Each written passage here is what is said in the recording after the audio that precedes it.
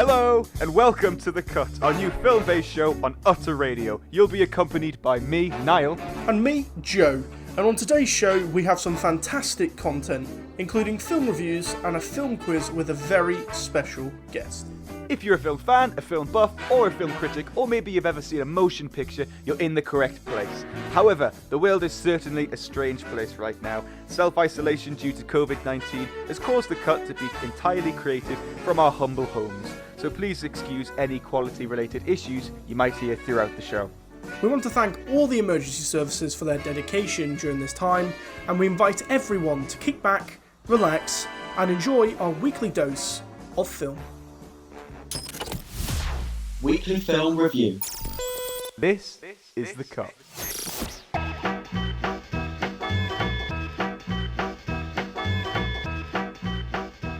If you haven't seen Shaun of the Dead by now, then you've been living under a rock. The 2004 horror comedy featuring Simon Pegg and Nick Frost is one of the world's best cult comedy films. The stylistic work of Edgar Wright, combined with the banterous acting of Pegg and Frost, showcase some of the best zombie comedy out there. Wright, Pegg and Frost all contribute huge roles to this production and create some of the most memorable scenes in comedy history, not unlike the scene we showcase today. So, what's the plan? Right. We take Pete's car, we drive over to Mum's, we go in, we take care of Philip. I'm so sorry, Philip. Then we grab Mum, we go over to Liz's place, hole up, have a cup of tea, and wait for all this to blow over. The transitions and sound effects in Shaun of the Dead, showcased in fact in that scene, are legendary. Wright gaining a reputation for knowing the precise moment when a sound effect is required. Shaun of the Dead did very well in global reviews, with a 7.9 out of 10 on IMDb and a 92% on the famously strict Rotten Tomatoes. If you would like to suggest a film for next week, then get in touch at www.utter-radio.co.uk or at The Cut on Instagram. In the meantime, it's goodbye from me.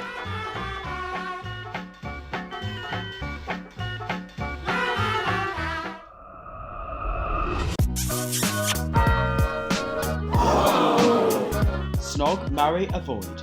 If I'm not mistaken, it is time for Snog, Marry, Avoid.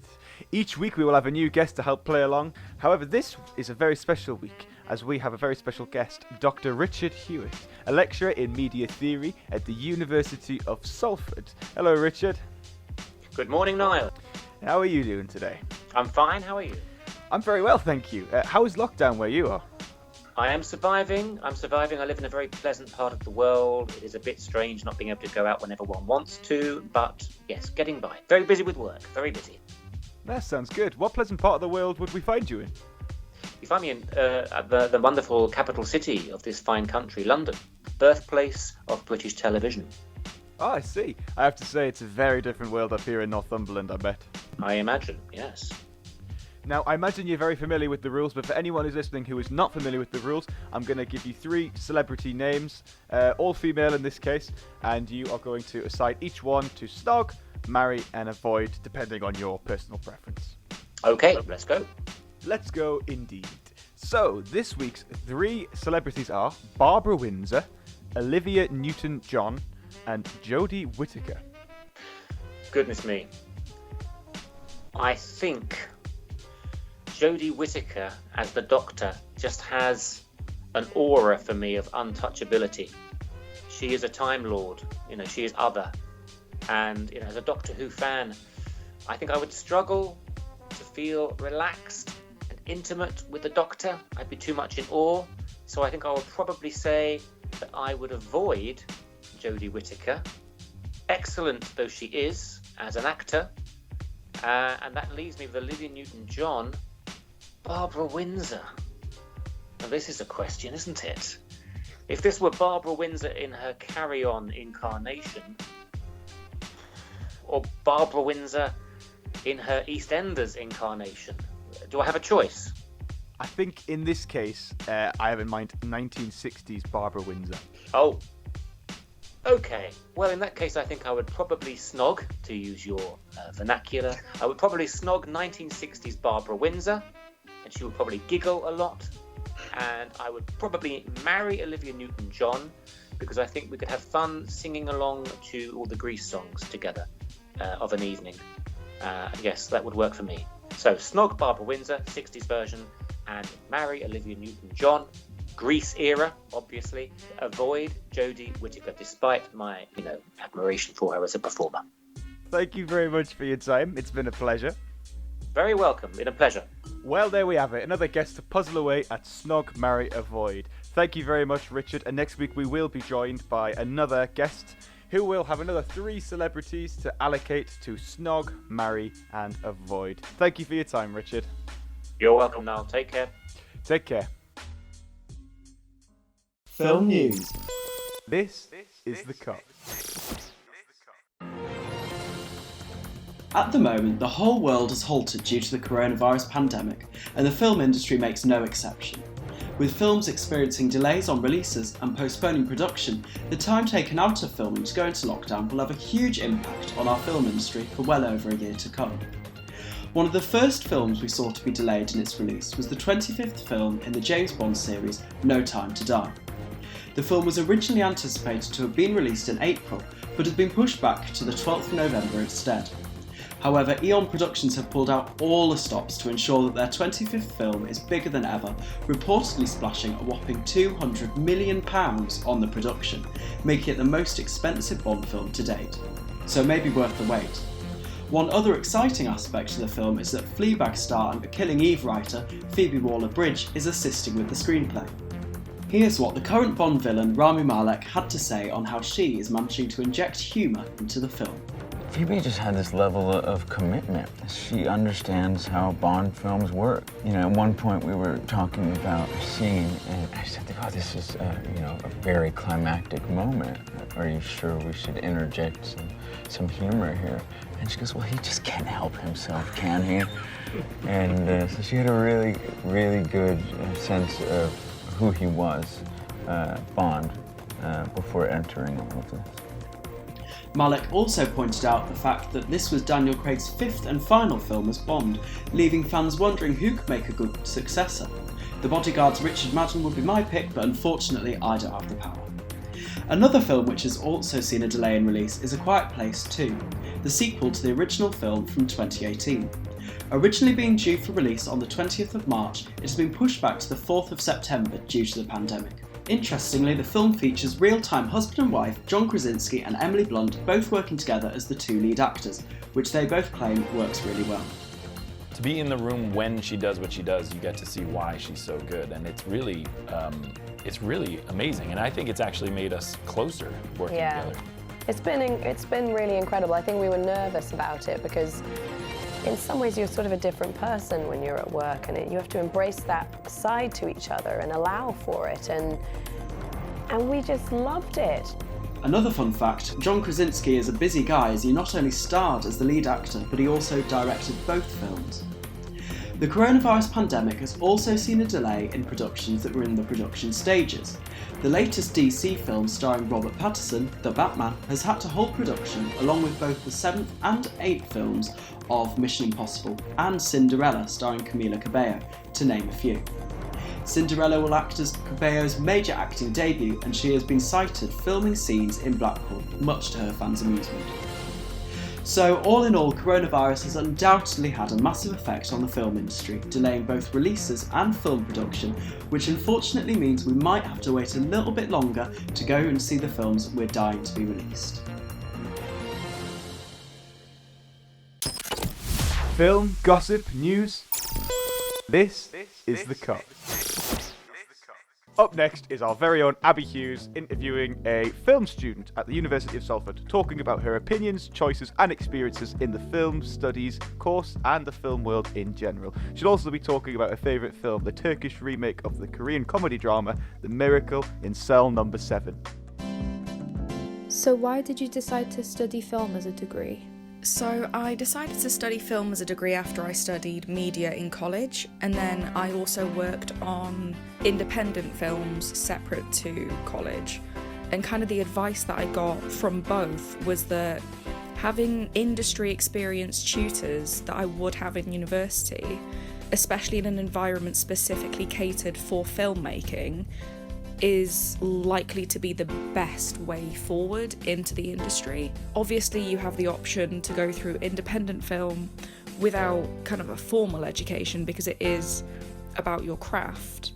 But I felt like going to university would be the right step forward for me.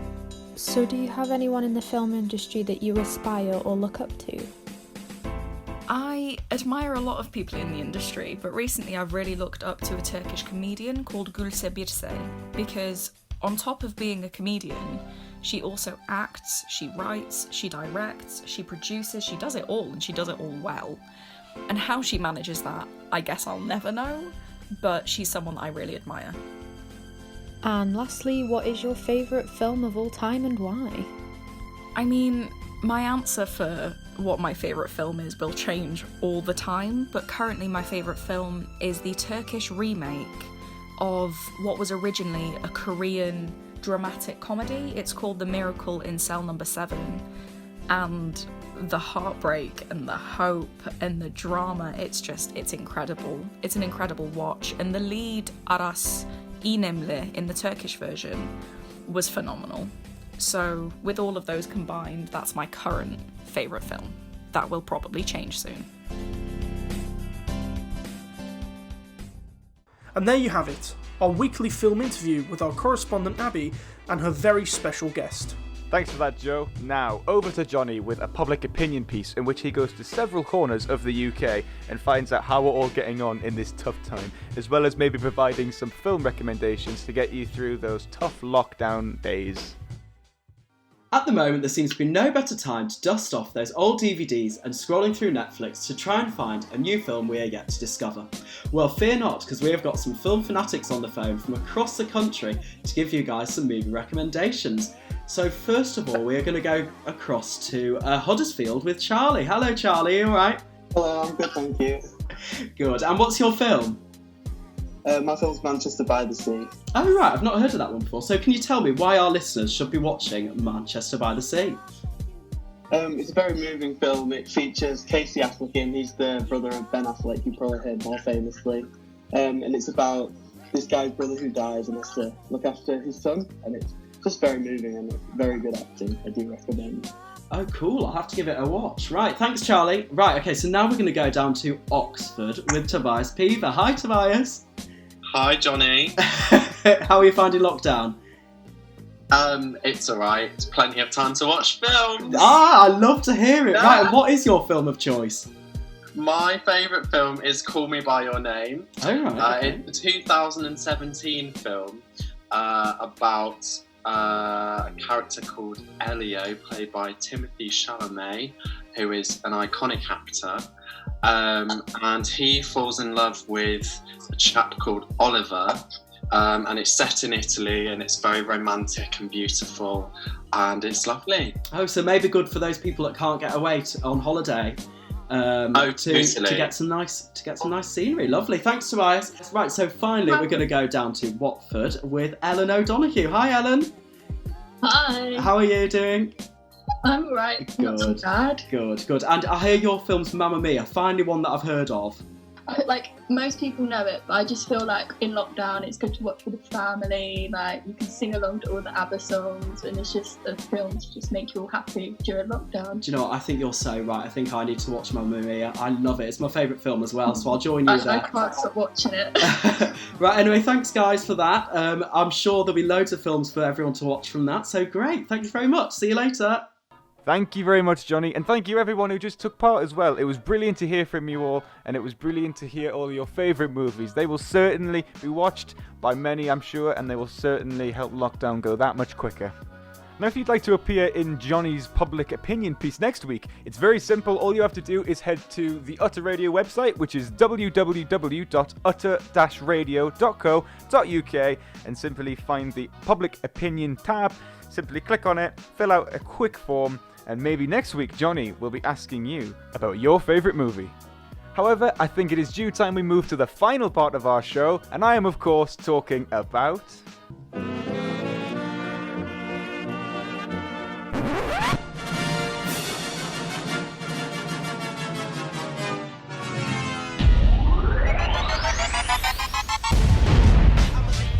The Cut Film Quiz.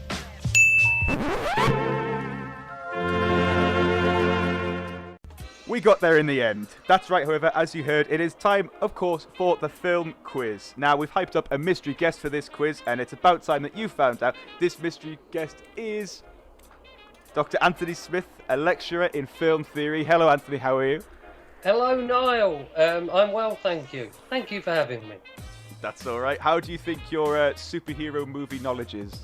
Look, I don't want to play it down too much, or I don't want to hype myself up too much, but I am wearing a Thanos t-shirt.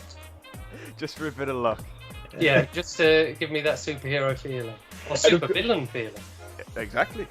And of course, we're joined by Joe as well. Joe, how are you doing? I'm doing alright. I'm definitely very nervous to battle what is my tutor.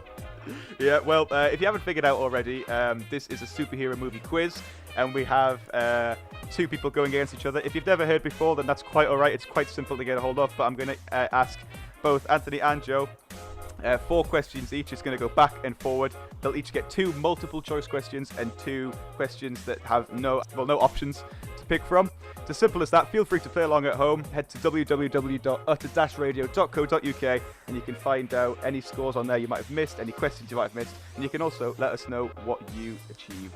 Now, gentlemen, are you ready? Yes. Okay, without further ado, I'm going to take it away. So, Joe, you're up first. Are you ready for your first multiple choice question? I am, Niall. How many Infinity Stones are there in the Marvel Cinematic Universe? Is it 5, 6, or 7? 6. That is correct. Yay. Joe, I was expecting more of a reaction than yay. Not gonna lie, I didn't want to spend ages counting them in my head, so I just guessed. Well, you guessed correctly. Good job, Joe. All right, Anthony, are you ready for your first question? Yes. What is the name of Thor's first and smallest hammer? Is it Mjolnir, Stormbreaker, or Asgard? Niall, the answer is A. Mjolnir, yeah, that one. Correct. That is the correct answer. Brilliant. Joe, are you ready for your second multiple choice question? Yes, I am now. What is the only element/mineral which can kill Superman? Is it A, vibranium, B, turbonite, or C, kryptonite? To C, kryptonite. That is correct, Joe. Did you know that one, Anthony? Oh, yes. I'll take your word that you did. Well, let's hope you know this next one. Which actor played Captain America in the recent line of MCU movies? Is it Chris Pratt, Chris Evans, or Chris Hemsworth? I feel I got a harder question here now, I have to say, but I know without a doubt that it's the fine Chris Evans. It is. Nice work. So there you go. It is currently tied. That is the end of the multiple choice questions, and you each scored 2 out of 2. However, now you have 2 questions without any options. That means, Joe, that is yours coming up first. Are you ready? Yep. So your first question is, how does Thanos use the stones in Infinity War to kill half the universe? He snaps his fingers. Correct. Now, on the topic of Thor's hammer, which you got correct, Mjolnir, what do you need to be to pick that hammer up? I'm not sure. Do you have to be, God? I'm not sure. What do you have to be? You have to be worthy to pick up Mjolnir. Thank you very much, gentlemen, for your time. It has been a pleasure. It is a tie. That is the quiz sorted for another week. Would love to hear what you got in the quiz. However, we're just about out of time on the show. But thank you very much, Anthony, for your time. Thank you. Thanks for having me. And next week, we will have another guest playing another quiz. And let's see if we can get a winner next week. See you later, Anthony. Bye.